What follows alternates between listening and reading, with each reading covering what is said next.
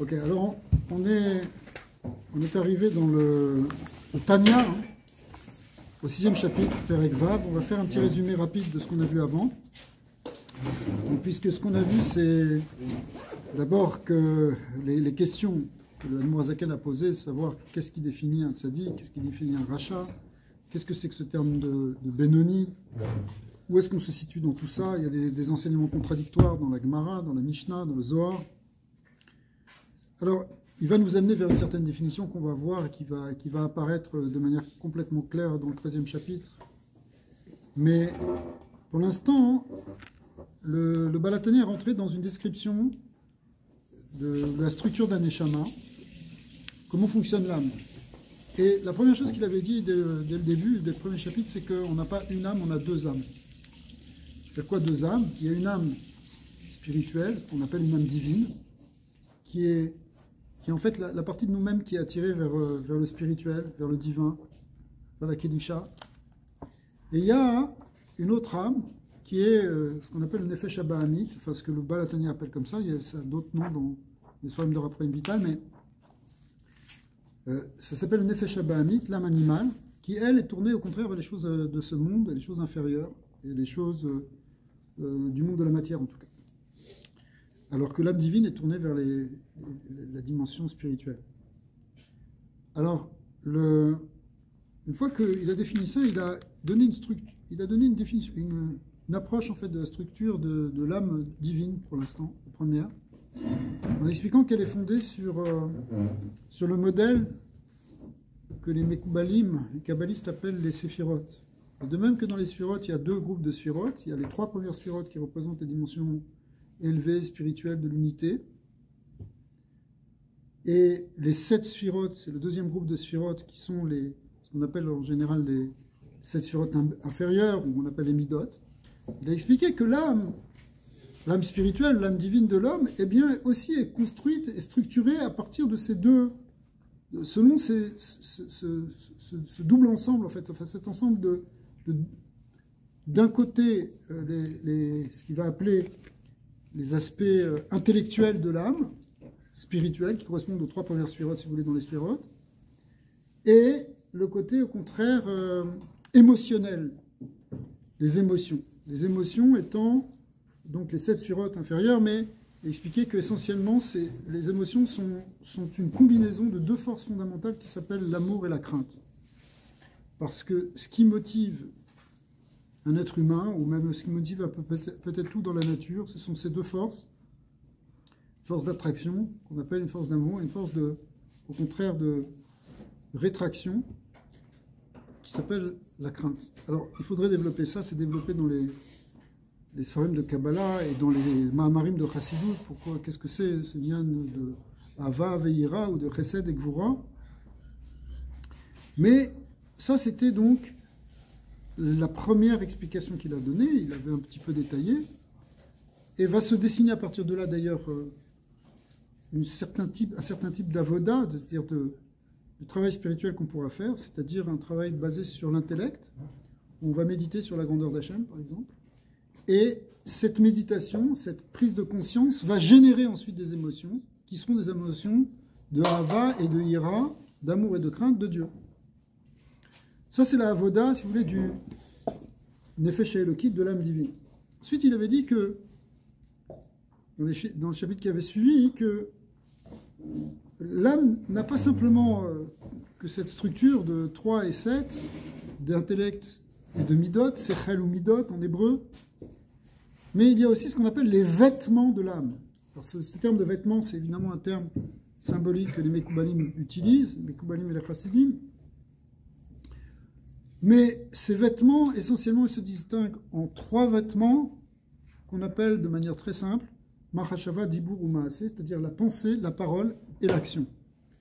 Lorsque on pense quelque chose, c'est comme si notre âme s'habille dans cette pensée. Lorsqu'on dit quelque chose, notre être, notre âme est dans cette parole. Et lorsqu'on fait quelque chose, on est aussi dedans. Même si des fois on fait des choses de manière inconsciente, mais en réalité, notre âme, elle est là dedans, surtout quand on fait une pensée, une parole ou une action qui concerne la Torah ou les mitzvot. Parce que la Torah et les mitzvot étant des venant d'une émanation divine, si vous voulez, venant d'une source divine, eh bien, lorsque notre pensée, notre parole et notre action est occupée dans la Torah ou les mitzvot, elle est en fait en train de connecter avec quelque chose qui est extrêmement élevé, qui est le divin lui-même. Pourquoi? Parce que cette parole, ou cette pensée, cette parole, cette action qui porte sur des mitzvot, en fait, elle porte sur quelque chose qui vient du Ratzon Hashem, qui vient de la volonté d'Hachem, et qui finalement fait un avec Hachem. C'est marqué dans le Zohar que Oraita avec Uchabrichu Chadou, que la Torah et Akadosh Baruch Hu font un, et donc du coup, lorsque on étudie la Torah, on fait un avec Hachem. Dans le chapitre qui suit, le chapitre 5, le Baal HaTanya a expliqué un peu plus en détail ce que ça veut dire s'attacher à Hachem ou avoir une certaine tfissa, une certaine connexion avec le divin au travers de l'étude de la Torah et de la mitzvot. Et il distinguait en fait une différence importante entre Torah et mitzvot. C'est que quand on fait une mitzvah, on est comme entouré complètement de la lumière divine au moment où on le fait, puisque ça vient de la volonté divine, encore une fois. Et donc la mitzvah, elle amène avec elle quelque chose qui va nous entourer. C'est comme si on est entouré de lumière d'Hachem. C'est la même chose aussi quand on étudie la Torah. Sauf que dans la Torah, il y a quelque chose qui s'ajoute en plus. C'est que c'est comme si la Torah elle-même, elle rentre complètement en nous. C'est-à-dire, c'est comme si on est entouré de Torah, on est dans le bain de la Torah. On avait expliqué la semaine dernière que c'est comme quand vous étudiez quelque chose un peu en profondeur, ou même quand vous faites une mitzvah avec cœur, c'est comme si ce sujet de la Torah, cette sugya que tu es en train d'étudier, c'est comme si ça vient et ça te parle quelque part, ça t'imprègne. Il y a un or makiv, tu es là, tu vis dans cette kedusha de ce tosfot que tu es en train d'étudier. Okay? Mais il y a autre chose aussi qu'on ne trouve pas avec les mitzvot, mais qu'on trouve avec l'étude de la Torah, et il avait prouvé, c'est que la Torah aussi, elle rentre en nous, elle devient notre intériorité. C'est pour ça que j'ai cité des versets qui montrent que la Torah est vue comme un mazon, comme une nourriture. Et de même que la nourriture, c'est quelque chose qui est ingéré à l'intérieur, eh bien la Torah aussi, c'est notre nourriture intérieure. Si on ne se nourrit pas de Torah, notre âme divine, si elle ne se nourrit pas de Torah, elle manque de nourriture. Elle a besoin de manger, comme notre corps a besoin de manger, notre âme a besoin de manger, et elle se nourrit en réalité de cette parole divine qui est la Torah.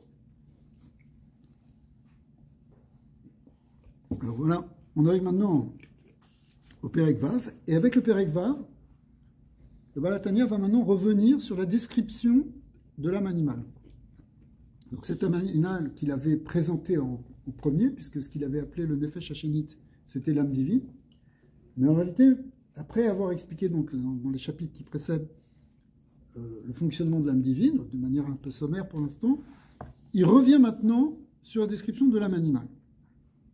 Veine, on est donc page Yud, Perek Vav. Zeleumadze asa Elokim, on connaît cette expression, qui veut dire que tout ce qui est dans la Kedusha, on peut retrouver la même structure dans ce qu'on appelle l'autre côté, ce que le Zohar appelle la Sitra Achara, qui veut dire autre côté, c'est-à-dire dans le côté des forces négatives. Ici, les forces négatives, elles ne sont pas forcément complètement négatives, on va voir qu'elles peuvent être aussi Tov, ce qu'on appelle Tov Vara, mais ici, l'autre côté, le Leumadze, ce qui est à l'opposé, si vous voulez, ce qui est un reflet des forces de la Kedusha, c'est en fait, ici, l'âme animale, justement. De même que l'âme divine, on a vu qu'elle incluait 10 séphirotes, Kedoshot, évidemment des séphirotes saintes, qui sont des forces divines de l'âme divine. Et on a vu qu'elle s'habillait dans 3 vêtements, ce qu'on vient de dire tout à l'heure, qui sont aussi des levushim kedoshim. Car nefesh des sitra achara, alors le nefesh qui est de l'autre côté, c'est-à-dire en fait le côté animal et bestial, qui vient de ce qu'on appelle klipot noga. Klipot noga, hein, alors il faut faire une petite intervention ici pour expliquer ce que c'est le mot klipa. Le mot klipa veut dire en hébreu écorce, et représente en fait le côté non pas matérielles, parce qu'on ne peut pas parler de matière à ce niveau-là, on est dans des forces qui sont subtiles, mais qui sont à l'origine des forces qui peuvent être négatives dans le monde de la matière. Ça fait un peu compliqué comme définition. La Klippa, hein, si on revient à sa traduction, quand on dit écorce, eh bien quand on dit écorce, c'est un peu comme dans l'écorce d'un fruit, on voit quelque chose qui fait écran entre le fruit et le monde extérieur. L'écorce, c'est en même temps aussi ce qui protège, mais le sujet n'est pas le fait que ça protège ici, c'est plutôt l'idée que ça sépare. Et en fait, les forces négatives, les forces du mal, le Zohar les appelle Klippa. Pourquoi il les appelle comme ça? Parce que ce sont des forces qui sont à l'origine de l'écran, de ce qui va nous séparer, ce qui va nous éloigner, de ce qui va nous cacher, ce qui va nous voiler la lumière divine. Donc une Klippa, hein, c'est quelque chose qui est la source d'un voile. Dans la Merkava, dans le chariot divin, tel qu'il a été décrit par le prophète Ézéchiel, parce qu'il a été décrit aussi par le prophète Isaïe, dans un niveau plus haut d'ailleurs Isaïe, mais le prophète Ézéchiel l'a décrit dans un monde qui s'appelle le Olam HaYetzira. Et là-bas, il a décrit le chariot divin avec toutes les forces divines qui sont symbolisées par un certain nombre d'animaux qu'on ne va pas décrire maintenant ici. Mais ce sont des forces divines que Dieu dévoile et utilise pour diriger le monde. Eh bien, avant d'arriver dans ce monde de Kedusha, où il a vu donc un dévoilement du divin extraordinaire, ce qu'on appelle le Maaseh Merkava, eh bien, il a d'abord été obligé de traverser un certain nombre d'écrans, justement, de ce qu'on appelle des clipotes. Donc c'est décrit dans le premier chapitre de Ézéchiel, où il nous décrit que d'abord, il a vu un Ruach Se'ara, c'est-à-dire une grande tempête. Il a vu Esh Mitlakachat, un feu qui crépitait. Et il a dû traverser tout ça. Il a vu un Anan Gadol. Il a vu une grande nuée. Grande nuée. Et ça, ces trois premiers écrans, c'est les écrans les plus extérieurs. C'était terrible. Et pour les traverser, il fallait qu'ils ne regardent pas. Il fallait en fait, qu'ils traversent toutes ces forces qui sont pour nous, ce qu'on pourrait dire des forces de Yetzirah. Quand on est pris, par exemple, dans un Ruach Se'ara de Yetzirah qui t'emporte dans une tempête que tu ne peux pas t'empêcher de faire quelque chose. Esh Mitlakachat, que tu brûles de colère. Anan Gadol, que tu es complètement confus, tu sais plus ce que tu dis, tu es pris dans l'état à vote, tu n'as plus de conscience. Ça, c'est les talat klipot atéméot, dit le Zohar. C'est les trois klipotes les plus impurs. Il faut s'en séparer, il faut les dépasser, il faut les traverser, il faut sortir de tout ça pour arriver dans le monde de Gdusha. Après ça, il a vu une quatrième klippa, un quatrième écran qu'il a appelé Klipat Noga. L'écran lumineux. Pourquoi lumineux? Noga, ça veut dire qui brille. Pourquoi un écran lumineux? Parce que il y a quelque chose de lumière quand même. C'est pas complètement négatif. C'est un écran qui peut être aussi quelque chose de positif, qui peut nous amener quelque chose. Mais attention, il a un côté obscur aussi. Alors c'est un Yetzirah qui est un peu différent. C'est un Yetzirah que si tu sais l'utiliser comme il faut, ça peut être du côté du bien. Si tu te fais avoir, ça peut être du côté du mal. C'est pour ça que le Harizal va expliquer cette Klipat Noga comme étant une Klipa qui correspond à Etzadat Tov Vara. Il y a du Tov et il y a du Ra. Il y a du bien et du mal. Et tout notre travail, ça va être de choisir le bien et laisser le mal dans cette Klipa. Par exemple, eh bien, toutes les choses qu'il y a dans le Olam Hazé, mais qui sont de l'ordre du kasher. Kasher, ça veut dire qu'on a le droit de faire, qu'on a le droit de consommer, qu'on a le droit d'utiliser. Parce que les talat klipot amétéméot, les trois premières klipotes impures, celles qu'on a décrites avant, celles-là, tu ne peux pas les utiliser du tout. Celles-là, elles sont complètement mal. C'est ce qui est assourd. Les avérotes. Si tu tombes dans cette avéra, tu tombes dans cette klipa. Mais dans la klipat noga, ce sont des choses permises. Mais attention, c'est pas parce que c'est permis qu'il faut complètement plonger dedans. Sinon, ça va t'abaisser, ça va t'enfoncer. Par exemple, il y a des choses qui sont cachères, des aliments qui sont cachères. Mais est-ce qu'il faut se goinfrer? Est-ce qu'il faut se baffrer? Est-ce qu'il faut passer toute notre vie rien que dans cet avot? Tu aimes la viande cachère? Ok, elle est cachère, mais est-ce que pour autant tu vas être un goinfre? Tu es un goinfre, c'est pas si grave. c'est pas si mal, c'est pas si terrible puisque c'était quelque chose de cachère. Mais pour autant, est-ce que tu peux t'élever spirituellement avec ça? Est-ce que tu peux utiliser cette nourriture pour mieux prier, pour mieux étudier, pour te rapprocher d'Hachem? Non! Tu as utilisé cette nourriture rien que pour tomber dans les ta'avot. Ce sont des ta'avot permises, mais ce sont des ta'avot. Donc qu'est-ce que tu fais dans ces cas-là? Eh bien, tu prends cette clipa en disant, voilà, justement, je mange les shem shamaïm, comme Rava qui mangeait de la viande, on va le voir un peu après. Il mangeait de la viande ou il buvait du vin pour avoir la force pour étudier la Torah. Mais si c'est pour te goinfrer, pour oublier le spirituel, eh ben c'est quelque chose de négatif. C'est ça la klipat noga. Ça peut être tov, ça peut être ra. Il faut choisir le côté du tov et s'éloigner du ra. Car des fèches des citraha, on est quatrième ligne dans le Perek Vav. Mais klipot noga, amilou beshot bedam à Adam, qui elle, maintenant, on a dit c'est une sorte de Yetzirah, et on sait que le Yetzirah, où est-ce qu'il est? Il est dans le sang. C'est-à-dire ce qu'a décrit Yereskiel, c'est dans la source des forces, dans l'univers. Mais en réalité, on a compris que nous aussi, cette clipa, elle peut être en nous.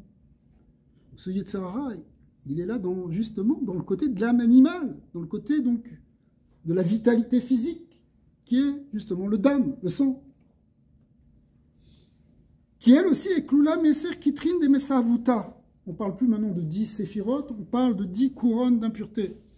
Parce qu'on a dit c'est Zé Léou Madze. À l'opposé des 10 séphirotes, en reflet, en pâle reflet dans les côtés de la Sitra Achara, eh bien on parle de 10 couronnes d'impureté. She'en Sheva Midot Raot Abaot Miarba Yesodot Raim Ana. Et ce sont donc effectivement, d'une part les 7 midot, et là il commence par les midot. Parce qu'en fait, dans le Nefesh Abahamit, c'est les midot qui sont les plus importantes, c'est celles qui prennent le plus d'importance. Au niveau du Nefesh Abahamit, c'est beaucoup plus un niveau émotionnel qu'un niveau intellectuel, comme on peut le comprendre. Et on a expliqué, ce que Raphaël Vital a expliqué, c'est que ces midot raot, elles prennent leur source dans ce qu'on appelle les 4 fondements de la matière, même s'ils ne sont pas matériels. Ça fait référence à toute une vision qu'on avait depuis l'Antiquité et qui a été véhiculée par tous les Chachamim, qui est qu'il y a 4 fondements qui sont l'eau, la terre, le feu et l'air. Et à partir de eux, eh bien, peut sortir en quelque sorte toutes les mauvaises midotes. Ça peut aussi sortir les bonnes midotes, mais ici, on parle des mauvaises. D'un côté, donc, les Sheva Midvot, ve Sechel, et aussi le Sechel, puisque le Nefesh Abahamit, il a aussi un Sechel. Quelqu'un, il veut faire une Avera, son Sechel, il est capable de calculer comment il va mentir et comment il va tromper, comment il va arriver à voler. Amolidan, pardon. Donc, c'est ce Sechel, le modèle, il reste le même, c'est le Sechel qui molide les émotions. Pour le comprendre un peu, parce que ça, c'est ce qu'on a vu déjà au niveau du Nefesh Eloki. Comment on va dire, tu penses, c'est pas tout à fait le Sechel, c'est encore un petit peu différent de la pensée, mais on peut le comprendre comme ça. Comment tu médites et comment tu comprends intellectuellement et tu médites, ça génère des émotions. Mais au niveau du Nefesh Abahamit, c'est la même chose. Tes pensées génèrent des émotions. Ouais. Tu as des pensées négatives, eh ben, ça va générer des émotions négatives. Tu as des pensées optimistes, ça va générer des émotions positives. Le Sechel, mais ici le terme qui est dit, c'est molidan, il est molide, il fait naître des émotions. La pensée fait naître l'émotion. C'est pour ça que c'est tellement important dans la chita du Admor HaZaken de contrôler sa pensée. Parce que penser, on va penser. Ça c'est sûr, on n'arrête pas de penser. Mais ce que tu penses, ça tu peux avoir un effet là-dessus. Tu peux avoir un certain choix, tu peux choisir de penser des bonnes choses. Et tu penses des bonnes choses, et bien déjà ça va te mettre dans un état émotionnel qui sera positif. Si tu te mets dans un état émotionnel positif, ben, ce qui va t'arriver, ça va être positif. Et comment est-ce que tu fais pour penser Comment tu fais? Ben ça c'est tout le travail spirituel, par exemple de la tfila. Nous on croit que la tfila, hein, c'est... Il faut réciter quelque chose pour être yotzé. Mais il faut dépasser ça, parce que c'est pas ça le fondement de la tfila. Le fondement de la tfila, hein, c'est de développer ta conscience de la grandeur et de la bonté d'Hachem. Si tu lis les versets que tu es en train de lire, c'est ça qui parle. Parle de la bonté infinie d'Hachem et de sa grandeur. Et quand tu dis ça, tu dis ces versets, en fait, normalement, tu dois les méditer, puisque tu les dis, c'est pas pour rien. Et quand tu les médites, eh bien, hein, ça doit générer des émotions. C'est pour ça que si tu veux avoir la dvekut, c'est-à-dire des sentiments de hava et de ira et de dvekut dans la tefila, il faut que tu aies une méditation dans ta tefila. Il faut que ta tefila, elle te parle quelque part. Et ça arrive des fois, quand on fait tout shachrit, on n'a pas pensé une seconde à ce qui est marqué dedans, parce qu'on est en train de penser à autre chose. Ça arrive même assez souvent. D'accord ? On n'est pas dans notre tefila. C'est pour ça que le Admoazaken, il a dit, il faut que tu rentres dans la tefila complètement, dans la pensée de cette tefila, dans la méditation sur cette tefila. Comme on l'a vu déjà plusieurs fois dans plusieurs shiur, au fond, l'essence de la tefila, c'est pas prier, c'est méditer, c'est un petit peu différent. C'est vraiment méditer pour avoir une connexion avec Hachem. Si on n'a pas cette connexion, alors bon, on a dit quelque chose, on a dit un texte, qui est déjà pas mal, mais c'est pas ça l'essence de la tefila. L'essence de la tefila, c'est quelque chose qui doit générer des bonnes émotions en toi. Et quand tu sors, et que alors on va voir aussi, c'est pas simplement générer les bonnes, mais même transformer les mauvaises. De ce point de vue-là, après, normalement, quand on sort de la tefila, on est revigoré, on a une force complètement différente. Pendant combien de temps? Normalement, jusqu'à la prochaine tefila. C'est une fois que tu as fait shachrit, tu peux tenir jusqu'à mincha. Une fois que tu as dit mincha, tu tiens jusqu'à arvit et jusqu'au lendemain. Et encore, tu passes par d'autres filotes qui sont kriyat shema limita, éventuellement même tikkun chatzot, qui sont aussi la même idée. Tu peux même rajouter des zmanim de hitbodedut ou de hitbonenut, ce qui revient à peu près à la même chose. C'est-à-dire, c'est des moments où tu connectes avec Hachem par la pensée, par la parole. Parce qu'on a vu que la pensée et la parole sont des levushim. Même chez Rabbi Nachman, quand on dit qu'il y a une ligne de hitbodedut, mais il y a une ligne de hitbodedut, c'est-à-dire en fait de s'isoler, et l'ishpor sicha lifnei kono, et ensuite de déverser sa conversation, c'est-à-dire parler avec Hachem. Mais en réalité, dans l'hitbonenut aussi, quand tu médites, c'est aussi une hitbodedut au sens où tu t'isoles. Tu rentres dans un monde avec Hachem, dans la méditation. Méditation, ça ne veut pas dire forcément être assis en tailleur sur un tapis. La méditation, c'est ce qu'on fait tous les matins quand on prie. C'est ce qu'on doit faire, en principe. Ça paraît loin dans le monde occidental dans lequel on est, où il faut courir et on a juste une demi-heure, 3/4 d'heure pour prier. Et c'est vrai, c'est difficile, c'est une épreuve, c'est compliqué, c'est pas facile d'arriver à prier. Comme avait dit je ne sais plus quel gadol, que la tefila c'est une mitzvah qui n'a pas beaucoup de chance dans notre dehors. Mais en réalité, c'est pas vrai. Il faut casser cette croyance et commencer à rentrer dans la tefila. Et ce qu'a dit Rabbi Nachman, c'est la même chose. C'est-à-dire, il faut faire 1 heure de hitbonenut par jour. C'est beaucoup. L'Admoazaken, il dit qu'il faut faire 1 heure de hitbonenut par jour. Et ça revient même. Tu vas le faire avec ta pensée, tu vas le faire avec ta parole.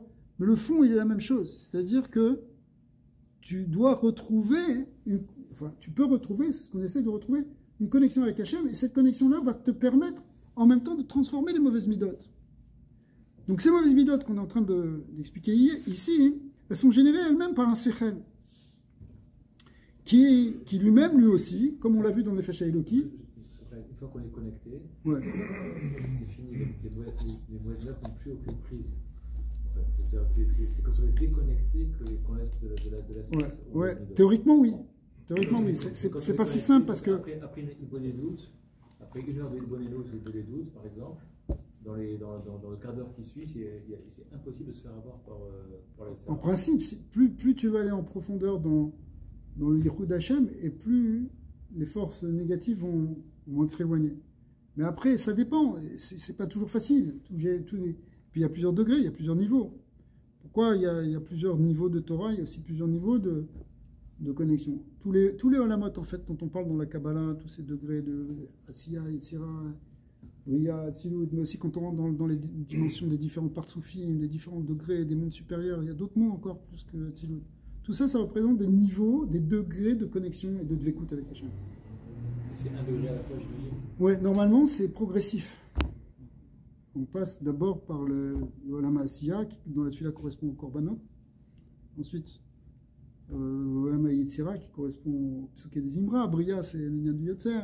Atzilut, c'est l'union de l'Amida. Bon, ce sont des termes un peu compliqués, mais c'est l'étude et la méditation sur ces psukim. Quand on médite quand on fait la Kedusha et qu'on parle des Malachim, c'est pas stable. On est en train d'essayer de prendre conscience de monde spirituel, d'une dimension spirituelle. C'est qu'avec cette dimension spirituelle que finalement on peut générer après des émotions d'envie de se rapprocher d'Hachem, de hava, de respect devant ce qu'on appelle Irat HaRomemu, de la grandeur divine. Alors, ce Sechel lui-même, il se sépare comme dans le Nefesh HaEloki, en trois, en Nichlak les Shalosh, Shen Chochma Bina Vadat, Mekor Amidot. C'est la source des Midot, qui est Midot En Lefi Erer HaSechel. Les Midot, c'est excellent ce passage qu'on va voir maintenant. Les Midot dépendent du niveau du Sechel. Plus tu as un petit Sechel, plus tu vas avoir des Midot qui ne sont pas très bonnes. Plus tu as un intellect qui est grand, qui est ouvert, qui est dans une compréhension large, et plus tu risques d'avoir des bonnes Midot. Qui a Katan, Choshek Veoev, Dvarim Ktanim. Tu prends un petit enfant. Lui, qu'est-ce qu'il aime? Il aime des petites choses, pas attiré par des grandes choses. Choses de son âge. Pechouté et Erer. Les filles, des choses de peu d'importance. Pourquoi? Les filles chez Sirchlo, Katan. Qu'est-ce qu'il fait? Pourquoi il aime des petites choses? Pourquoi il aime des petits jouets? Tu peux acheter tu prends un petit de 3 ans, tu achètes un petit jouet à Dollarama qui vaut rien, qui de la pacotille, il va être content. Pourquoi il est content? Pourquoi il est heureux avec ça? Parce que son sechel, il est katan. Vu qu'il a un petit intellect, alors ses émotions, elles suivent ce niveau-là. Donc il va se réjouir pour une petite chose. Ou au contraire, une petite frustration, il va se mettre à pleurer. D'accord? Parce qu'il n'a pas la résistance émotionnelle, parce qu'il a un petit sechel. Donc, les filles chez Sirlo Katan, Vekatser, les Asik, Dvarim, Yekarim, Yoter. Mais il n'est pas capable pour l'instant d'avoir une asaga et d'avoir un désir de quelque chose de plus grand. Vechen, Mitkaes, Mitkatsef, Mitvarim Ktanim, aussi il va s'énerver pour des petites choses. Vechen, Beitparut, Veshar, Midot, aussi il va être fier de quelque chose qui est sans importance. Veser Bechinot Elu, Atemeot, Kesheadam, Mechashev Baem. Donc ces 10 degrés qui sont vus ici comme des degrés impurs. Kesheadam, Mechashev Baem. Oh, Medaber, lorsqu'on va penser sur des choses inférieures, sur des choses négatives. Ou bien, Medaber, qu'on va parler, OEC. Donc on retrouve les 3 vêtements qu'on avait vus au niveau des vêtements de l'âme divine, qui sont Marshava, Dibur, Maaseh, la pensée, la parole et l'action. Alors si maintenant on pense, on parle, on fait des choses qui sont de l'ordre en fait de la klipa, de la touma, de quelque chose de négatif.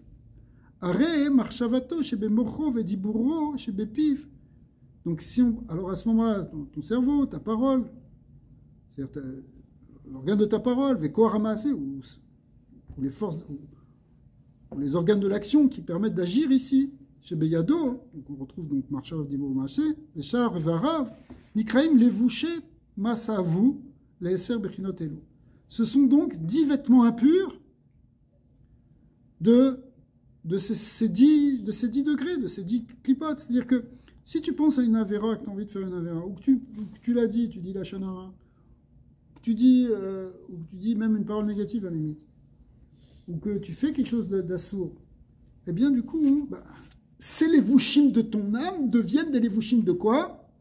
Eh bien, ils connectent avec les forces d'impureté. De même qu'on avait vu que dans le Nefesh HaEloki, lorsque tu penses, tu parles, ou tu dis, ou que tu fais quelque chose qui est de l'ordre de la Kedusha, eh bien, tu connectes avec les forces divines, avec les sphirotes divines, et même avec l'essence divine, on avait expliqué. Ici, puisque tu as pensé des choses négatives, tu vas connecter avec la source de ces choses négatives qui sont les forces de la Klippa. Zé Léomadi. C'est les mêmes habits.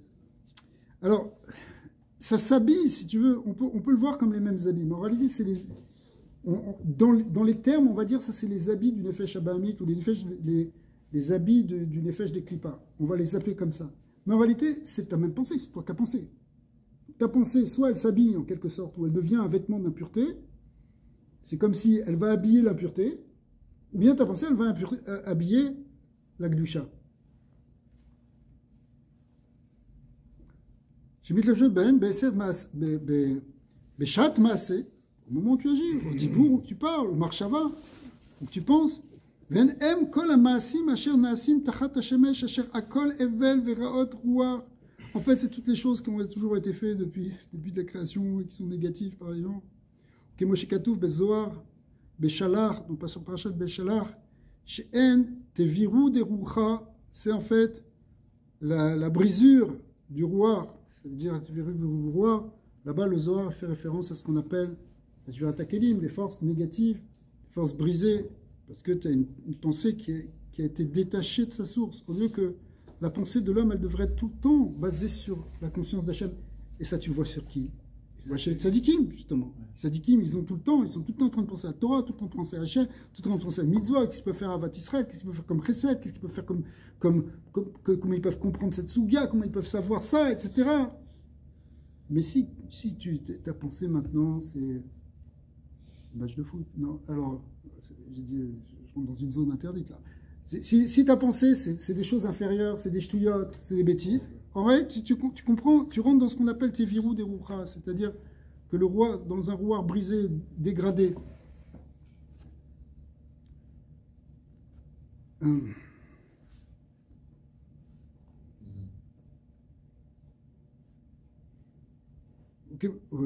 וכן כל הדיבורים וכל המחשבות אשר לא לשם אמה ולרצונו לעבודתו, שזה פירוש לשון סטרא אחרא. Et en réalité, en fait, tout ce qui peut être une pensée, évidemment aussi des paroles ou des actions, qui ne sont pas directement ou indirectement liées avec la Avodat Hashem. Lorsque tu penses quelque chose qui n'est pas de l'ordre de la Avodat Hashem, qui n'est pas de l'ordre de la Torah, tu es déjà de l'autre côté. Et là, ça fait peur.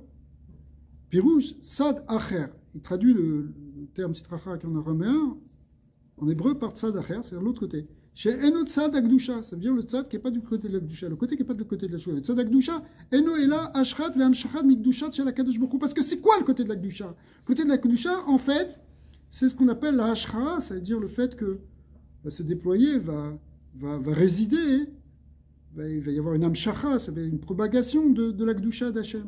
Shel HaKadosh Baruch Hu. Ve'en HaKadosh Baruch Hu Shoreh Ela Al Davar She Batel Etzlo. Or, pour que la Shrina réside quelque part, pour que la Kedusha réside quelque part, il faut que la chose, elle s'annule à Dieu. Par exemple, quand tu fais une mitzvah, tu annules ta volonté devant la volonté d'Hachem. D'accord? En principe, surtout si tu l'as fait avec une bonne kavana. Des fois, tu peux la faire avec une kavana personnelle, etc. Mais c'est pour ça qu'on essaie de faire avec une kavana théora, une mitzvah. Mais chaque objet de mitzvah, chaque chose qui... Tu prends un Beth Knesset. Pour que la Shrina réside ici dans ce Beth Knesset, il faut que soit, déjà dès le départ, ce soit consacré comme un Beth Knesset. Mais ça, c'est notre chéla. Est-ce qu'on a le droit de consacrer? Est-ce qu'il faut? C'est pas bien. Dans un endroit où la reste, on ne sait pas ce que ça va devenir après. Mais en tout cas, il faut que les gens qui soient dedans, qui viennent prier, ils soient Batel Lachem. Tu viens ici, si c'est parce que tu veux faire des histoires et faire des problèmes avec parce que toi-même tu es un peu déséquilibré et tu veux faire des histoires avec les gens, te disputer, ou montrer que tu es le plus fort, ou écraser les autres, tu empêches la Shrina de résider. Parce que la Shrina, pour qu'elle réside, la Kedusha, pour qu'elle réside, il faut qu'il y ait un bitoul devant Hachem. Au Hachem, ici c'est un bon endroit, les gens sont battels. Ils ont intérêt. Non, je rigole. Non, ça doit être, et là, al-davar chez Batel et Tzlo Yidbar, quelque chose qui doit être complètement annulé devant Hachem. En vérité, plus c'est annulé, plus tu laisses la place à Shekhinah. Ben Bepoel Mamash, Kemelachim, alors ceux qui sont vraiment complètement Bepoel Mamash, complètement annulés, qui n'ont aucune volonté personnelle, qui ont annulé totalement, enfin, dès leur création, ils ont une volonté complètement annulée devant Hachem, bah, c'est les anges. L'ange, Hachem n'a pas fini de dire ce qu'il a à dire, que le malheur il fait. Pourquoi? Parce qu'il n'a pas de ratson personnel. Donc, dès qu'il a compris ce que Hachem il veut, il le fait. C'est pour ça que eux ils disent Naaseh v'nishma. Donc les malachim elionim. Ou ben bekoar, kechol ish Israël lemata, shebekochol liyot batel mamash. Ou bien bekoar parce qu'on a une possibilité en nous d'être batel à Hachem. Si on veut, on peut s'annuler devant HaKadosh Baruch Hu. Donc en faisant ça, on a la possibilité d'amener la Shrina. Les Gabé HaKadosh Baruch Hu, Bemesirus Nefesh, Nafsho, Al-Gdushat Hashem, on est prêt même à se donner. peut se donner, même pour el mamash, mais déjà, à chaque fois qu'on fait un effort, c'est déjà une certaine mission de nefesh. Chaque fois qu'on fait quelque chose pour Hachem, en fait, on exprime le fait qu'on je ne savais pas dire le mot, mais qu'on résigne, non pas qu'on résigne, On se résigne. Ouais, c'est ça, qu'on est prêt à résigner, bon, Renoncer. à renoncer, qu'on renonce, Razak, qu'on renonce à notre volonté personnelle pour la volonté d'Hachem. C'est pour ça que les Chachamim ont dit que même s'il y a quelqu'un tout seul qui est assis, qui est en train d'étudier la Torah, Shrina Shrouya, la Shrina elle réside sur lui. Pourquoi? Parce qu'il est en train de s'annuler, puisque c'est la Torah maintenant qui prend sa place. Mais Kol Be'asara Shrinta Sharia Leolam, à chaque fois qu'il y a 10 juifs qui sont là pour la Kedusha, la Shrina elle est là toujours.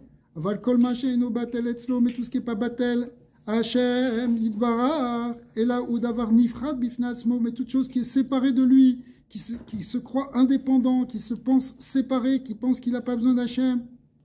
Eno mekabel chayuto vekdushato shel hakadosh baruch hu bichinat pnimiut hakdusha, pnimit hakdusha, ou mauta veatzmuta. À ce moment-là, hein, sa chayut, quand tu penses que tu n'as pas besoin d'Hachem, tu ne la reçois pas directement d'Hachem, pas de la pnimiut en tout cas. Et là où davar nifrad, pardon, pnimiut hakdusha ve'mauta veatzmuta kvoda. Et là, ça ne veut pas dire que même celui qui est séparé d'Akadosh Baruch Hu parce qu'il est dans son ego, parce qu'il pense qu'il a besoin de rien, que de lui-même, que c'est lui le meilleur, que c'est lui qui est le boss, c'est lui qui contrôle. Et on a tous un petit peu un côté comme ça aussi. On pense que non. Des fois, ça peut être le contraire d'ailleurs. On peut penser qu'on ne contrôle rien, qu'on est nul, etc. Mais ça peut être encore une forme de yeshut. Eh bien, en tout cas, à chaque fois qu'on se sent séparé d'Hachem, ça veut dire qu'on reçoit la vitalité d'Hachem aussi, mais on la reçoit comme par derrière. Quoi par derrière? C'est une image. Une image, ça veut dire que ce n'est pas une relation d'amour avec Hachem, direct. Kadosh Baruch Hu, il nous donne, mais nous, on lui tourne le dos. Alors, il nous donne, malgré tout, il nous donne. C'est bien, ou même des fois... C'est comme si Hachem, il nous tournait le dos, alors il nous donne comme par derrière. S'il y a un gars de la mafia qui vient et qui te menace et qui te dit si tu fais ci, si tu fais ça, tu vas lui donner, mais tu ne vas pas lui donner avec amour. Tu vas lui donner parce que tu n'as pas le choix. Donc tu lui donnes comme si tu veux te débarrasser de lui.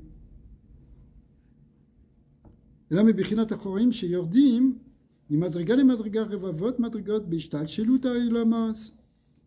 En réalité, pour que ça vienne du divin jusqu'arriver à la personne, ça va descendre de degré en degré, de monde en monde. Ce n'est pas directement avec Hachem, au sens où ce n'est pas une relation directe. Derrière Allah Veiloul, ça passe par des systèmes de causalité, c'est-à-dire une chose qui en produit une autre, jusqu'à arriver au degré demandé. Mais Tzimtzumim Rabim, avec beaucoup de contractions, c'est-à-dire beaucoup d'écran entre nous et Hachem à ce moment-là. Jusqu'à ce que la vitalité va diminuer, de diminution en diminution. Et là, l'étincelle divine, si vous voulez, qui va se retrouver là, elle va être comme en galoute pour nourrir la chose, pour nourrir la personne. Alors, expliquons parce que je sais que c'est un peu difficile. C'est que où est-ce qu'il est le divin dans le monde du rachat, qui ne croit pas en Dieu, qui refuse tout, qui fait que des avéros toute la journée? Où est-ce qu'il est Hachem? Tu vois, est-ce que tu vois la Shrina chez lui? Tu ne vois pas la Shrina.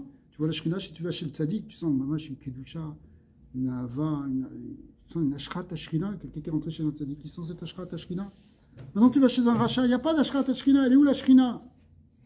Elle n'est pas là. Si, elle est là, mais en galoute.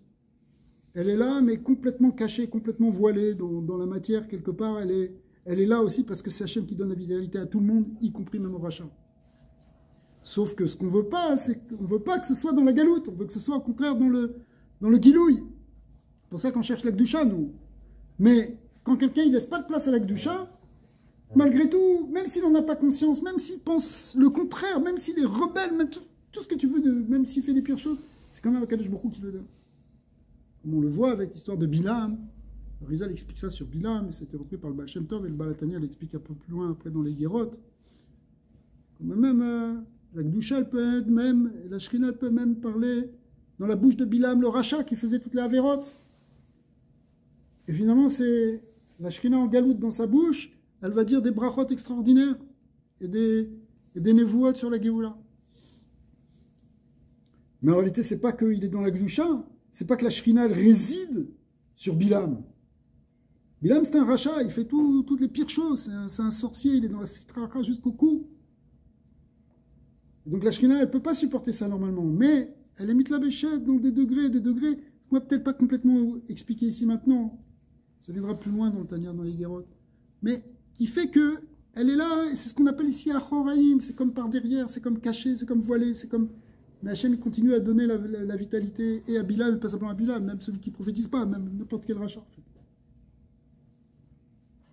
Les chayoto, les kaimo, me'ain le yesh, c'est ce qui donne l'existence. Comme on a vu dans le Shara Yichud Ve'emuna, que toute la création, elle est yesh mi'ain.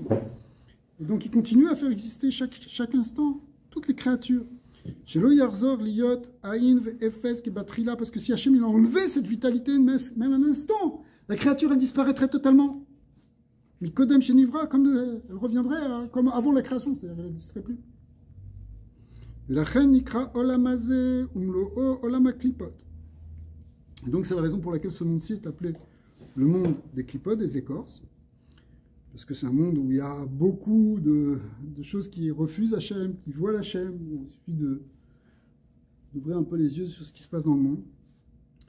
Donc Olam HaKlipot Vesitracha, et de l'autre côté, donc en général, les choses dans ce monde, elles sont difficiles. Et ce sont les Rechaïm qui ont le pouvoir.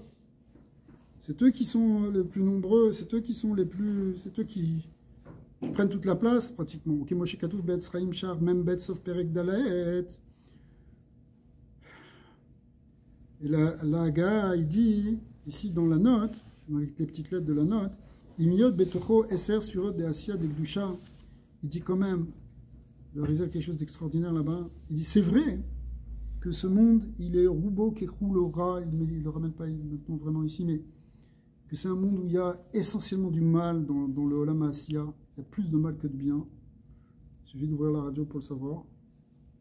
Il y a plus de Yetzara que de Yetzaratov. Et même c'est roubo kekoulo, c'est-à-dire pas trouver du bien dans ce monde, il y en a. Faut le chercher. Malgré tout, il dit qu'il y a quand même 10 séphirotes de Kedusha qui sont à l'intérieur de ce Olam Asiya. Kemoshkatu Betzraim, Shar, Mem Gimel, ou Betor, Esser, Sphirot. Ça veut dire quoi 10 séphirotes de Kedusha, ça veut dire qu'il y a quand même Kedusha au centre de ce monde. Si quelqu'un veut connecter avec le Kedusha, même dans le Olam Asiya, il peut. Il y a des forces de Kedusha, parce qu'il y a les séphirotes de Kedusha qui sont, qu'on appelle les 10 séphirotes de Asiya. Et dans ces 10 séphirotes de Asiya, il y a 10 séphirotes de Yetzira. Et dedans, il y a 10 séphirotes de Bria, 10 séphirotes de Hatzilut, et il y a l'essence divine. Si bien que au fond, l'essence divine, elle se trouve là. Dieu, il est dans ce monde-ci. Sauf qu'il est caché, c'est ça, Olam HaKlipot. Il y a des écorces. Mais traverse-les comme il a fait Yecheskel. Traverse le Yetzara. Te laisse pas avoir. Te laisse pas tomber dans les pièges des tentations. Te laisse pas tomber dans les pièges des mauvaises midotes. Rentre, traverse et tu peux te connecter avec la Kedusha qui est ici.